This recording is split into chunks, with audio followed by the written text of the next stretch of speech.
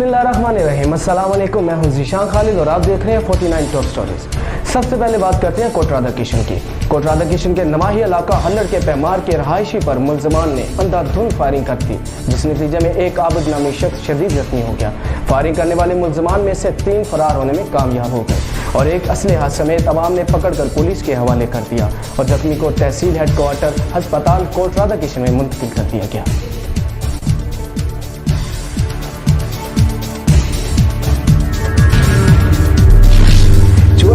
इलाहाबाद में नाजायज मुनाफाखोरों के खिलाफ कार्रवाइयों का सिलसिला जारी है। इलाहाबाद में अवाम की शिकायत पर असिस्टेंट कमिश्नर अदनान बदर ने मुख्तलिफ स्टोर्स पर छापे मारे और जायज कीमत वसूल करने वालों को भारी जुर्माने किए गए।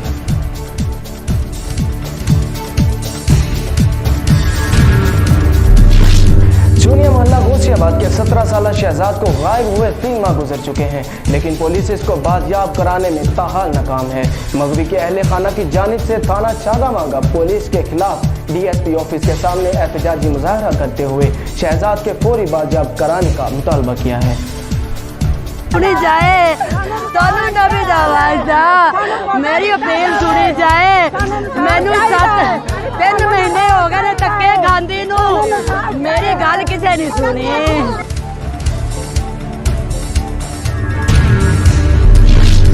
इलाहाबाद में मसूवाल के रहायशी को दीपालपुर रोड पर मुलजमान ने अंधाधुंध फायरिंग करके कत्ल कर दिया और मौका से फरार हो गए। कत्ल की वजह पुरानी दुश्मनी बताई जा रही है। मजीद तफसील जानते हैं मंशा भट्टी की इस रिपोर्ट में। चूनिया के करीब इलाहाबाद में मस्तुवाल का रहायशी अपने काम के सिलसिले में जा रहा था कि मुखालफिन ने दीपालपुर रोड पर अंधाधुंध फायरिंग करके लियाकत नामी शख्स को कत्ल कर दिया और मौका से फरार हो गए। इतला मिलते ही पुलिस मौका पर पहुंच गई और लाश को कब्जे में लेकर पोस्टमार्टम के लिए तहसील हेडक्वार्टर हॉस्पिटल चूनिया मुंतकिल कर दी है। पुलिस ने मुकदमा दर्ज करके मुलजमान की तलाश शुरू कर दी। कत्ल की वजह पुरानी दुश्मनी बताई जा रही है। मज़ीद खबरों, तबसरों, तजज़ियों के लिए विजिट कीजिए हमारी वेबसाइट www.49news.com.pk। अल्लाह हाफिज़।